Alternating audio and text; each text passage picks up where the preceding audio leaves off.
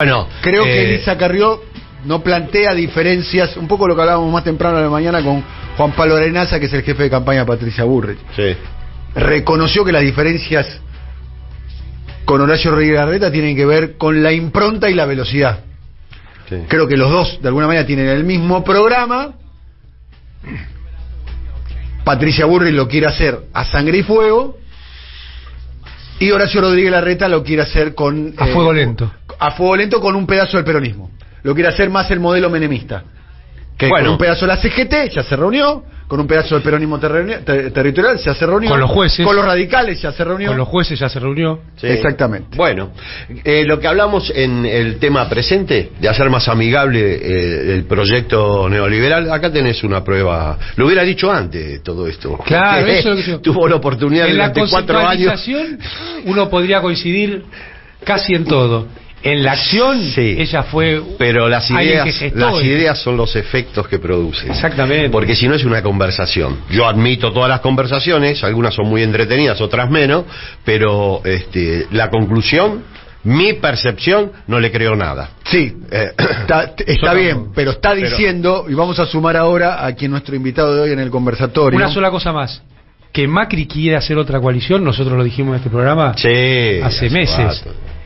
Porque ahí hay una dualidad. Este es el problema que tiene este programa. Estamos 3-4 meses adelantados. Pero el repliegue al discurso, es un problema que tenemos. El repliegue al discurso humanista es una vieja estrategia de los sectores dominantes. Eso es evidente, que ponen en el centro el ser humano, desnaturalizan a las personas y no a las políticas, y quitan al hombre de toda constitución a través de relaciones sociales. Esto es lo que hace Carrió, es bastante viejo. Me parece, además es un posicionamiento en la interna, ¿qué va a decir? Pero me parece que algo cambió con la llegada de Milei. Milei es como que rompió lo que llamábamos grietas, porque ya ahora cambió la situación.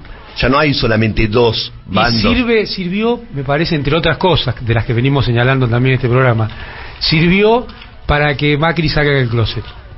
Claro. Entre otras cosas. Y eso es un poco lo que está diciendo Carrió. Ahora, si Carrió en algún momento pensó que con Macri va a ser una coalición de centro, yo no creo que una persona que tiene esa experiencia política lo haya pensado. Pero discúlpame, represión social hubo durante 4 años y nadie, absolutamente nadie... Y formaba parte.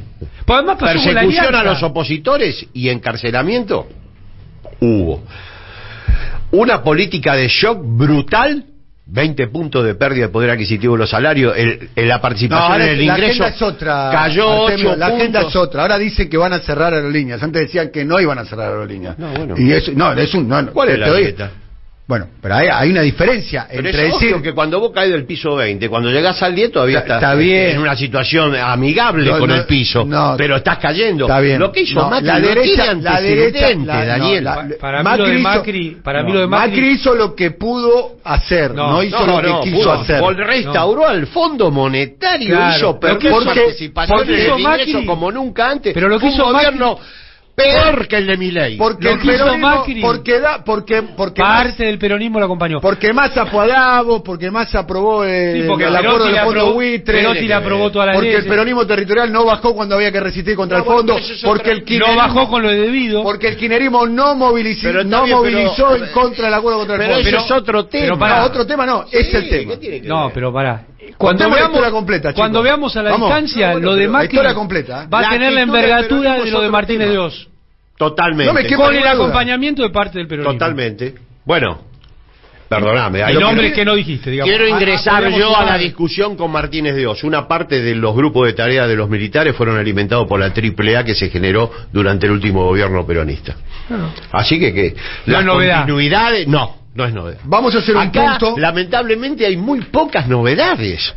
O sea, hay que armar un discurso de la novedad porque si no te aburrís. Con todo el respeto, para mí, mi opinión, Javier Milei representa una novedad política, en mi opinión. Y lo que no hay que hacer, para mí, es subestimarlo y descalificar a sus votantes. Esto es lo que yo considero. Ese es mi marco. Pero ¿cómo vamos a subestimar a alguien que decimos que viene a restaurar el partido militar y el partido policial en la Argentina? Porque muchas y muchos dicen Milei no tiene estructura, Milei no va a poder hacer. El tipo está armando el partido militar de vuelta. Pone una negacionista de vicepresidenta. Y quiere poner de gobernador de la provincia de Buenos Aires a un excana. Claro, pero sí, ¿qué representa, Milei? Ya casi representa lo que representó Macri en su momento. No. Una etapa superior del despliegue del macrismo, que obviamente creo fue el verdadero gobierno de ultraderecha. Porque en además, Argentina. claro, chicos, ¿les puedo pedir una pausa, por favor? Porque estoy tratando hace como 5 minutos de saludar al invitado del día de hoy. Ah, perdón, no sabíamos. Que es Daniel Feierstein. No sé si lo estoy pronunciando bien. Es mi primera pregunta para hacerte, Daniel. ¿Cómo estás? Sí, ¿cómo estás? Lo estás pronunciando bien. Lo estás pronunciando muy bien. Muy bien. Bueno, acá estamos teniendo un debate, como sabrás, bastante acalorado. Y un poco vos estás siguiendo el tema, el surgimiento de la nueva derecha. No sé si es nueva derecha, ultraderecha, derecha radical. No sé qué nominación te parece más cómoda, más descriptiva. Y bueno, sumate al debate a ver qué podés aportar, que estamos muy deseosos de escucharte, Daniel. Dale, ¿cómo va, Daniel? Y saludos ahí a Artemio y Amado. Te seguimos, te leemos mucho. Muchas gracias. A ver, a mí me parece que el tema central es poder salir de esto que hay un autor, Elie Wiesel, que lo llama muy interesante, que es el filtro burbuja, ¿no? Donde uno habla con uno mismo y cada vez habla con menos, y me parece que no logra percibir procesos que van pasando, que van teniendo cada vez mayor fuerza de interpelación. Entonces yo diría, para retomar algunas cosas que planteaban, ha comenzado a surgir algo en las profundidades de la sociedad argentina que paradójicamente no es Milei el primero que lo expresa, es el que más inteligentemente lo pudo empezar a tratar de conducir. Yo diría que los que primero van a aparecer tratando de usufructuar eso va a ser Patricia Bullrich, pero ministra de Seguridad del macrismo más o menos hacia fines de 2017, con el tipo de reacción ante la desaparición de Santiago Maldonado. Podríamos sumar después a Miguel Ángel Pichetto, y de alguna manera, bueno, aparece Gómez Centurión, y después Milei es el que logra entender eso que está ocurriendo. Ahora, me parece fundamental 2 o 3 cosas para entender eso que está ocurriendo. Lo primero es que no es todo lo mismo. Entonces, me parece muy buena la declaración que planteaste de Carrió, porque creo que se está dando un realineamiento dentro de ciertos sectores que, para entender cómo terminaron dentro de esa lógica de la grieta y articulados con parte de lo más horrible de la historia política argentina, también hay que entender qué pasó en toda una construcción del campo popular que olvidó 2 décadas de nuestra historia y que no entendió nunca cómo llegó a donde llegó. Y me parece que por eso tampoco puede entender lo que pasa hoy.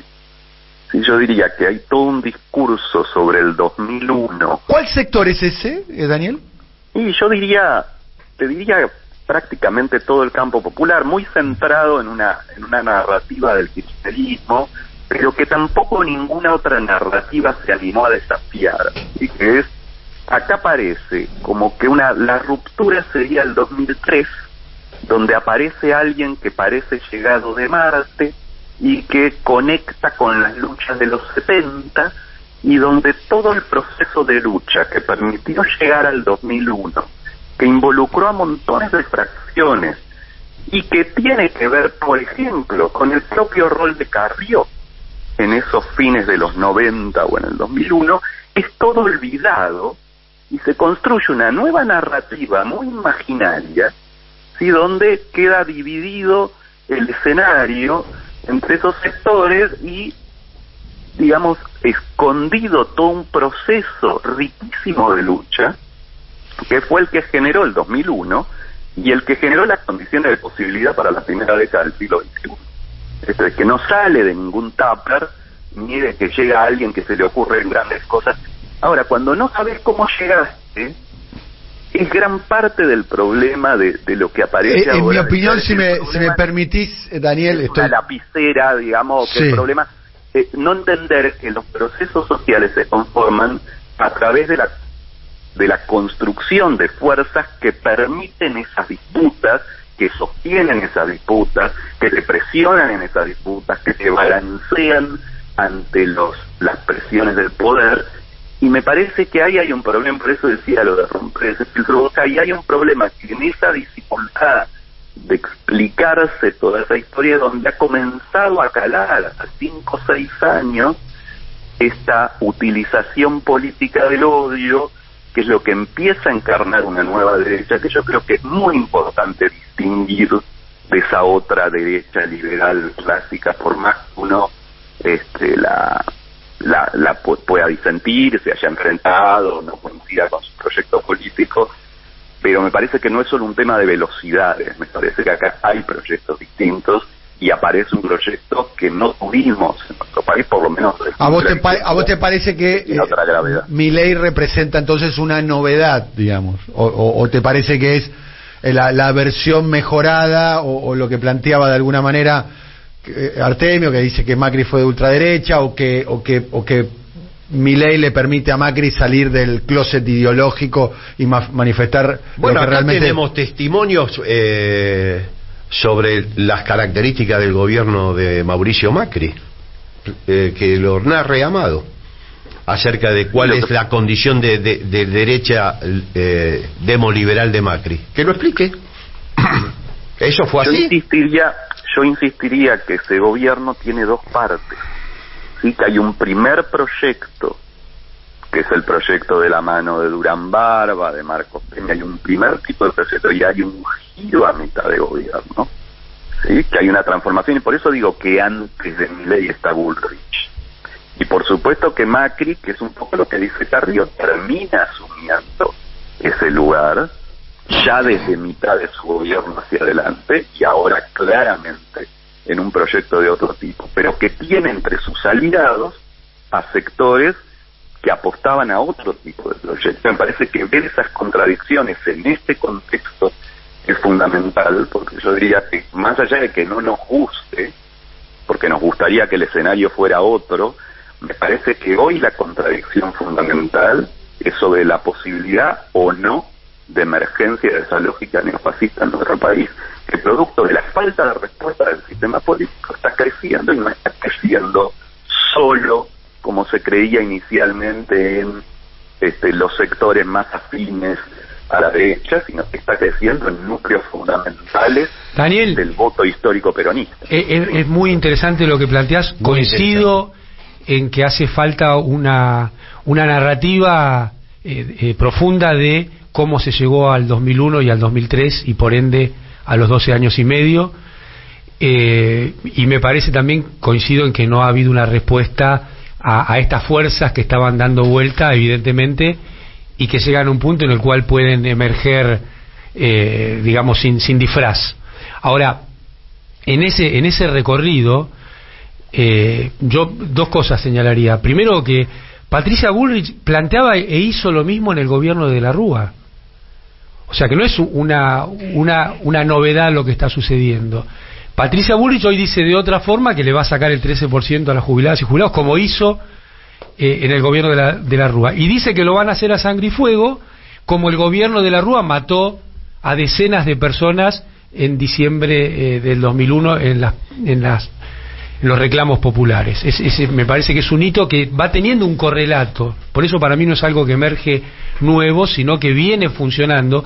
Y Macri, yo en ese punto no coincido en que hay 2 etapas del gobierno de Macri. Nosotros decíamos, Macri es la dictadura, aún en contra de lo que decía la conducción de nuestra propia fuerza, porque haber llegado por el voto popular o no determina exclusivamente el recorrido dictatorial de un gobierno. Y cuando Macri desde el día 1 usa el sistema judicial para perseguir y encarcelar, y además lleva adelante represión a los reclamos populares en las calles. Y lo dijo Daniel recién, con situaciones poco claras.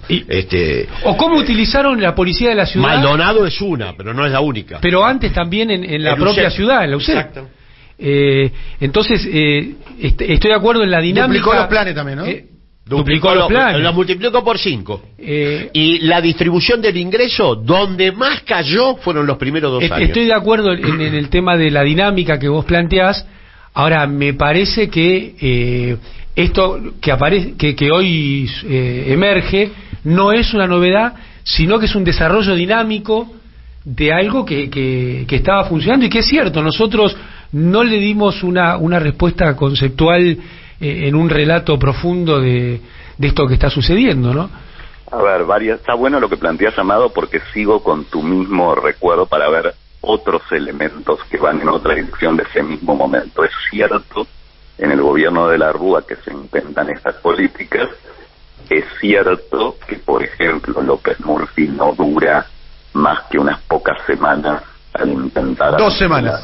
Está muy bien relatado, dicho sea paso, en la serie que se acaba de presentar en el día de ayer, de Benjamín Ávila.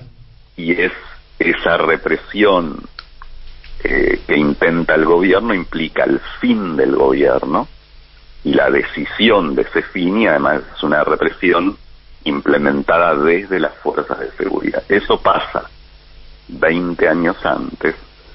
Lo que ocurre con la reacción ante la desaparición de Maldonado no es solo la implementación del rol de las fuerzas de seguridad, sino esta novedad que es su carácter neofascista, que es el intento de articulación de grandes fracciones sociales, que va a ser incipiente en el 2017, pero que va a comenzar a ir ganando fuerza en esa lógica que ya no es solo represiva, sino que es movilizar a sectores de la población, el movimiento antipiquetero, los grupos en Bariloche para atacar a las poblaciones originarias, una forma de instrumentar ese odio y transformarlo en violencia que es otra cosa que la verticalización desde el aparato estatal y las fuerzas de seguridad.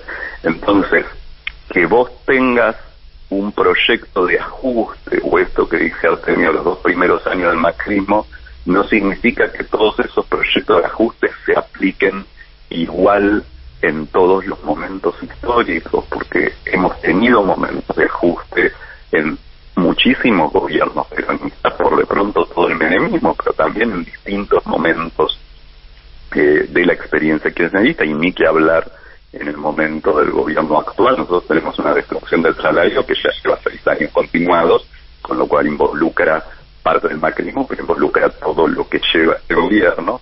Entonces, lo que digo, eso no significa que todos esos ajustes sean lo mismo. Me parece que hay un proyecto político que es distinto y que no nace en el gobierno de la Rúa, que nace a mediados del gobierno de Macri, que parte a esa fuerza política, porque me parece que no está expresando lo mismo. ¿Y qué es lo que aparece en estos posicionamientos de distintas figuras? Y por ahí aparece con mucha claridad en esta declaración que pasaban de Carrió.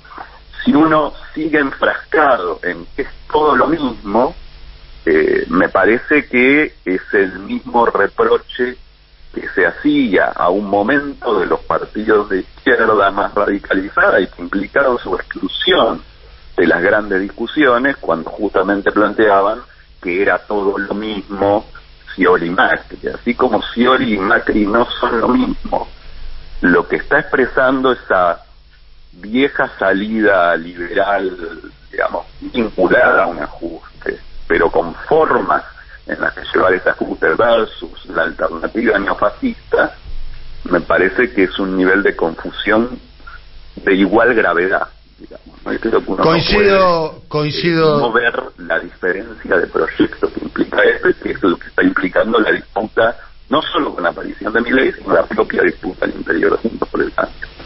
Bien, coincido con el razonamiento que estás haciendo, de alguna manera hay matices, ¿no? Claramente se ven. ¿Cuáles fueron los ajustes que hizo el gobierno kirchnerista? Nadie está ahí hablando del gobierno kirchnerista. ¿Cómo no? Escuchamos, recién se dijo. Me parece que se está refiriendo a este gobierno. Gobiernos. No, en este caso está claro. No, Daniel lo dijo. Yo interpreté yo interpreté esto. que en los últimos 6 años se está produciendo un ajuste del salario real. ¿Es algo a lo que vos coincidís o no? ¿Dijiste eso, Daniel, o te interpretamos mal? Pero durante la etapa kirchnerista fundacional también. El retorno de lo que estaban diciendo, pero creo que si los escuché no sé si bien, es una pregunta que le estás trasladando a Daniel. Claro, ¿cuál fue el ajuste que se realizó durante el kirchnerismo bautismal? Que fueron los 12 años que se denominan genéricamente década ganada. Sí. Porque si no parece que todo fuera lo mismo, y no es lo mismo. No. Durante los años de kirchnerismo hubo una recuperación del salario, creo que en el año 2014 no. Pero después se recuperó. Está bien, pero en los 12 años... No, estoy dando la precisión. Ahí también yo puedo coincidir con que... Pero vamos... En el tema salarial... Chicos, ordenémonos, por favor, porque acá Artemio hizo una pregunta en referencia a Daniel, ¿no? A Daniel Fieberstein. ¿Es así? Le estoy preguntando cuál fue el momento de ajuste durante el kirchnerismo inaugural, porque... corremos el riesgo de creer que todo fue lo mismo. Bien. No decía que todo fue lo mismo, decía que tampoco fue todo lo mismo dentro de esos 12 años y medio a los que refieren.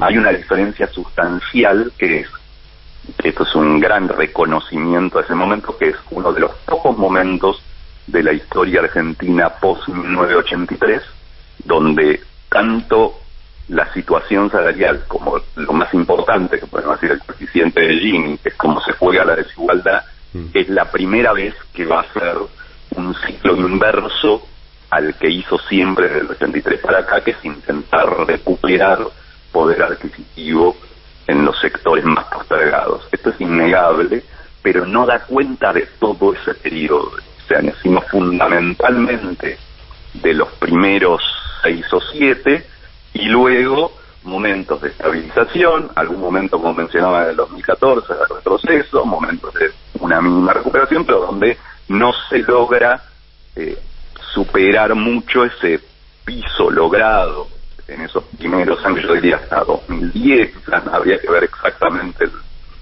el ciclo, que no lo tengo ahora a mano, pero lo cual es lógico, en el sentido que esos procesos tienen idas y vueltas, pero también responde a esto que decía, que me parece que al no haber entendido cómo se había llegado, se fue perdiendo, incluso se fue dinamitando aquellas fuerzas que habían permitido sostener ese proceso de recuperación, que no tiene que ver solo con las fuerzas que uno concibe como propias, sino con aquellas que te corren por izquierda y te balancean el escenario. Cuando vos te ubicás en el lugar de a mi izquierda la pared, entonces toda la presión que te viene en una correlación de fuerzas es solo del bloque hegemónico. Y esto yo creo que lo había entendido mucho mejor Perón que el kirchnerismo, en cierto sentido, es que vos necesitas siempre fuerzas que te balanceen, que te presionen hacia un lugar, que te permita generar un contrabalanceo de las presiones que vas a tener siempre del poder hegemónico. Yo creo que eso en determinado momento el kirchnerismo lo ha ido perdiendo, ni que hablar en relación a este gobierno, y entonces eso es lo que decía, que no alcanza con si la lapicera no la lapicera, porque para hacer cambios sociales hace fuerzas sociales, esa fuerza social se construye por abajo, y no de arriba hacia abajo, sino en general de abajo hacia arriba, y eso tuvo que ver con toda una cantidad de movimientos que o se incorporaron o desaparecieron o se fracturaron o se ubicaron en otro lugar, y que esto generó una dificultad para poder continuar ese proceso de transformación. Daniel, te agradecemos mucho el contacto con nosotros, un abrazo muy grande. No, por favor, gracias. Un abrazo grande. Bueno, Daniel Fieberstein, gran colaboración que está haciendo, es un hombre que ha analizado bien, que para mí es un fenómeno que está emergiendo. Yo insisto sobre el tema, no subestimar, no descalificar contra el fenómeno Milei. Sí. Creo que hay que hacerlo ahora, porque todavía no se produjo el proceso eleccionario. Una cosa, Daniel, y hay que poner, y es un momento para poner en duda. Pero para poner en duda incluso las creencias propias. ¿Quién lo está subestimando? Para poner en duda las creencias propias. Porque Cristina Fernández de Kirchner fue la que dijo que era el fenómeno emergente. Perdóname, más puesta en duda de las creencias propias que durante este lapso, no creo que haya habido. Del 2016 al 2023, 2019 al 2023, es un dispositivo de poner en duda las creencias propias. Así estamos. Si no, no hubiera llegado Alberto Fernández al gobierno. No me refería en ese sentido. ¿En cuál?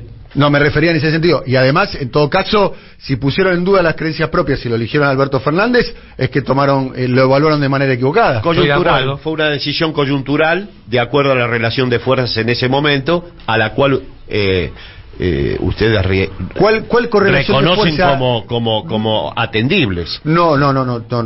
¿Y cómo? Acaban de decir que hay que hacer política contemplando a distintos sectores sociales ampliamente y horizontalmente.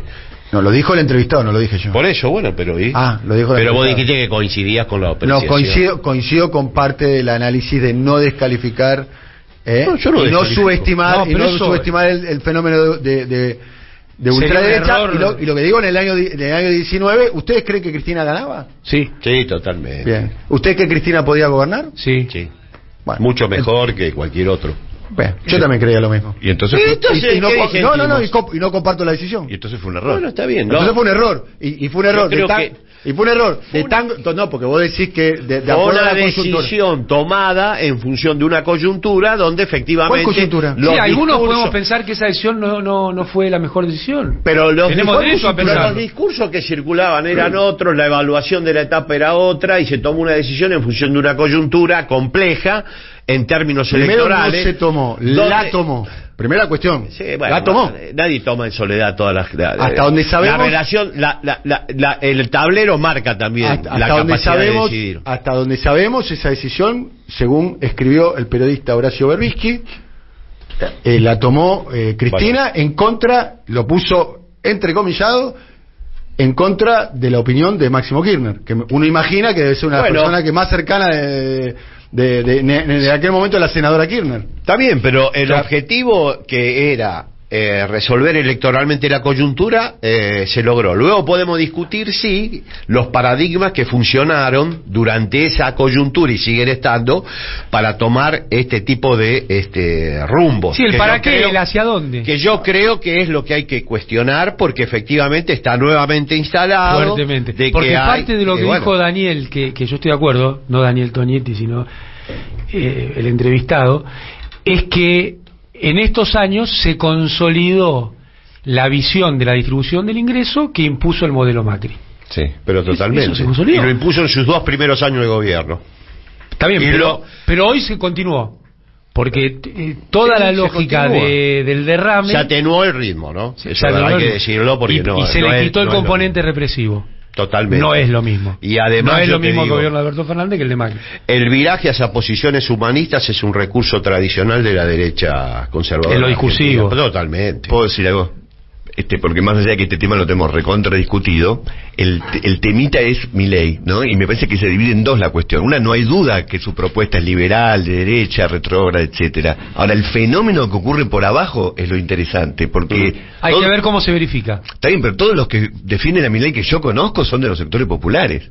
No, pero yo creo que hay otros sectores que le dan más volumen a Milei que los sectores populares, que obviamente tienen también un componente de sector popular, el fenómeno Milei, que quiero saber hasta dónde llega. Eso, hay que ver qué se verifica. Porque yo creo que Cristina, cuando dice 3/3, lo dice como líder política, no como analista ni... Lectora de encuestas. Me parece que la información que tiene Cristina, para decir eso, por lo que yo sé, eso sí lo puedo afirmar, por lo que yo sé, la información que tiene Cristina, como para decirlo de 2/3, habla de una posición expectante de Milei. Está claro que tiene que verificar, y yo tengo la misma duda que tenés vos, Artemio, que tenés Amado y que tiene el propio. Pero además, Daniel, pero déjame decir esto, por favor. Sí. Hay una cosa es lo que está por verificar, que es una cosa, yo no tengo la bola de cristal, pero sí sé lo que pasó.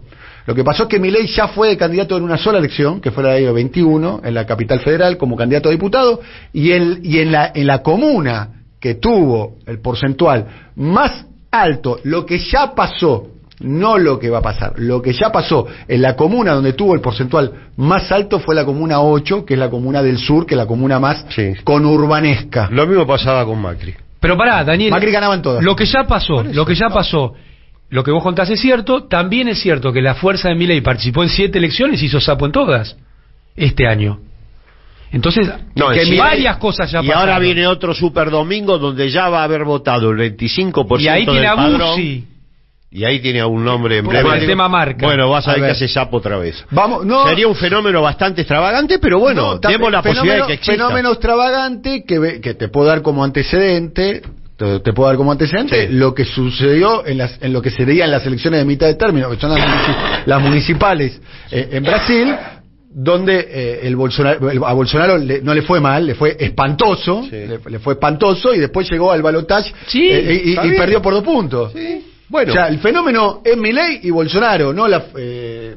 No, ahora vamos a ver cuando Bolsonaro, cuando Milei vaya en la boleta, Bolsonaro ganó una elección. Pero nacional, además sin partido. Nacional. Sin partido. Con el partido militar. Bueno, pero sin partido formal. Sin partido no. En otra formación social. El partido militar es una corporación, no un partido. Pero de todas maneras, más allá de discutir la figura de Milei, en términos de Gramsci, claramente sería un partido. Yo lo que no quiero es caer en la trampa de que, aparecido Milei, legitimemos los discursos humanistas de la coalición Juntos.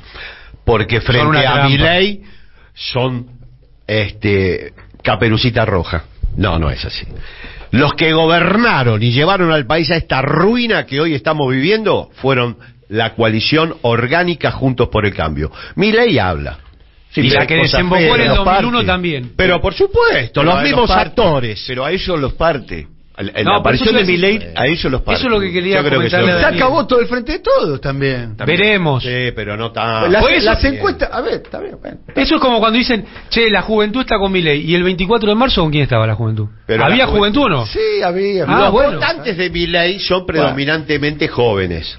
Todos los jóvenes no son votantes de Milei. Y es más, hay estudios... Yo no quiero hablar de encuestas porque es algo bastante abyecto analizar la política en base a lo que dicen las encuestas. Me parece una práctica muy ilegítima. Eso iba a decir. Cuando Cristina dice lo de los 3 tercios es cualitativo, pero por supuesto, no es cuantitativo. Ella está operando sobre el funcionamiento del otro bloque. Así es. No solo sobre los nombres. Y utiliza a este hombre que, bueno, es muy activo. Igual ahora vieron que Milei habla bastante y tiene mucha impacto televisivo, que construye mucho imaginario, sobre todo en la zona donde se definen cuestiones centrales, que es la zona metropolitana. Ahora, yo digo, veamos lo que está sucediendo en las provincias y también no traspolemos. Yo estoy de acuerdo con eso. Pero tengamos en cuenta de que eso... mira, la gente vota. Decían que no iba a votar, que había una apatía. La gente, son los niveles históricos. No en todos los lugares se verifica niveles históricos. Sí, pero ¿en dónde no? En Neuquén sí, en Río Negro no. La Rioja sí. La Rioja sí, en Río Negro ¿cuánto no? 10 puntos menos. Bueno, en Córdoba la municipal es bajo. Bueno, esperemos en Te estoy diciendo nada más. Esperá la ejecutiva de Córdoba, vos vas a ver. Yo creo que no está pasando el fenómeno que los analistas metropolitanos dicen. La gente está votando. No está pasando que Milei tenga una representación importante a través de sus candidatos. No está pasando, no lo tuvo ni siquiera con Menem. Mirá que Menem en La Rioja es una marca, y ahora con Bussi vas a ver lo que pasa en Tucumán. No está pasando que el peronismo con sus alianzas esté en una situación de debilidad en términos electorales. Fíjate lo que está pasando en las elecciones provinciales y lo que va a pasar este domingo. Está pasando que Juntos, donde hace buena elección, lo hace traccionado por el radicalismo, no por el PRO, que sigue sin aparecer, la marca amarilla. Vamos a ver Córdoba. Por eso, vamos a ver Córdoba. Tienen todavía chance de poder reinstalar la hegemonía en términos discursivos del PRO dentro de la alianza opositora, pero los números todavía no le son favorables. Y este domingo que viene no le van a ser tampoco favorables. Por lo tanto, son muchos fenómenos que se dice que van a pasar y finalmente no pasan. Y no es un gran recurso apelar a una encuesta para desmentir lo que está sucediendo y decir, no, pero sin embargo, yo vi encuestas donde Milei gana. Yo particularmente... ¿Y entonces qué pasa con las encuestas? Porque está pasando en casi... Siempre son operaciones de prensa. Siempre, políticas. Pero, profe, las encuestas, ¿vos viste el comportamiento que tuvieron las últimas elecciones en la región? No es una herramienta confiable para observar. Ni en la región, ni en Europa, ni en Estados Unidos. ¿Hacia dónde va la opinión pública? En Brasil las encuestas acertaron en el porcentaje de Lula y se equivocaron con Bolsonaro. Lo que no lograron detectar es el fenómeno Bolsonaro. En el porcentaje de Lula la pegaron casi... No lograron detectarlo. No, en el porcentaje que sacó Lula, ¿Entendés? Acertaron. En el porcentaje que sacó Bolsonaro en la primera vuelta, desacertaron. Sí. Porque estaba los votos de las terceras opciones, Bueno, acá desacertaron. En el 2011 decían que Cristina iba a perder la segunda vuelta. Pero, que perdía la segunda vuelta. Discutir sobre las encuestas es como discutir el sexo de Los Ángeles. Nadie se va a poner de acuerdo porque además van a seguir existiendo porque no hay manera de vamos que a llegar a un consenso. Es como el Alplax de los políticos. Se calman. Vamos a llegar a un consenso. ¿Se toman decisiones en base a esa encuesta? Bueno, ¿o no? Los grandes liderazgos no. Cristina no, Néstor no, Perón no. En ningún tema. Bueno, con Perón no sé si había encuestas rudimentarias, pero había. No, ninguno de los grandes líderes populares, ¿no? Toma decisiones. ¿Sabe quién toma decisiones en base a encuesta? Larreta. El alcalde. Mirá cómo le va. Ya no sabe a quién más poner. Profe, si vos pasas por la vereda, te va a incorporar. Para ampliar, porque ahora la onda es ampliar. ¿A dónde hay que ampliar? Pero ampliar todo para la derecha, ¿viste? Es raro. Exactamente. Y las elecciones regionales muestran lo que dice el presidente de CELAC, Serrano Mansilla, que el ampliar, que es ir a tomar el centro político, no existió. No existe. Mirá lo que está pasando en Colombia con Petro, que hay que dedicarle un capítulo, flaco. Hay otro. Pero mirá lo que hizo Petro. Frente a la agresión de los narcos, la embajada, la oligarquía colombiana, se replegó en el discurso propio. Convocó a la movilización y dijo: acá hay que profundizar. Rajó a todos los neoliberales del gabinete. Qué distinto, ¿no? Le vaya como le vaya, él va a dejar una impronta en las nuevas generaciones, porque hubo un presidente popular, el primer presidente de izquierda en el país de la furia, que es Colombia, que no los traicionó. Y está empezando a suceder un fenómeno como el argentino del lawfare, más el sistema mediático en Colombia sobre el presidente Petro. Así es. Bien, quiero sobre el final de este apasionado conversatorio, me gusta cuando salen así al fleje, ojo de halcón. Quiero preguntarles a ustedes, porque llega momento de definiciones. Sí. Llega un momento de definiciones, nosotros vamos a participar, yo en mi caso como un humilde ciudadano. Si se viene, no, y a vos también te va a tocar como un humilde ciudadano, no sé. Pero sí, vamos a participar como humilde ciudadano, pero vos tenés una voz que conforma algo más. Con respecto a las PASO, no es una voz en el teléfono. Las PASO. Dime de qué presumes. Pero yo, mi cabeza dice no a las PASO. Y mi corazón dice sí a las PASO. ¿Sí? Eso es lo que me sucede a mí. Sí a las PASO, porque la verdad es que lo quiero elegir yo al candidato. No quiero cederle ahora a nadie que se equivoque por mí. ¿Sí? Lo digo de esta manera taxativo. No quiero que nadie se equivoque por mí, me quiero equivocar solo. Qué feo eso. No, qué feo no. Qué feo que se equivoquen por vos y vos no podés hacerte chillar. Claro, bien, pero no importa lo que me pase. Las decisiones de los liderazgos en el peronismo no son verdad o mentira, son axiomas. Sí. Y bueno, entonces esa es por ese derrotero vamos. Bueno, pero ahora llega una definición, ¿no? Muchos están sosteniendo candidato de unidad, que no hay un candidato de unidad. No sé cuál sería el candidato de... Tampoco era Alberto Fernández antes que Cristina lo diga. Sí, pero Cristina en ese momento me parece que tiene un peso específico mayor del que tiene ahora, en mi modo de ver las cosas. Bueno, en mi modo de ver las cosas. Si no, por eso no puede imponer el candidato. Si no, lo pondría.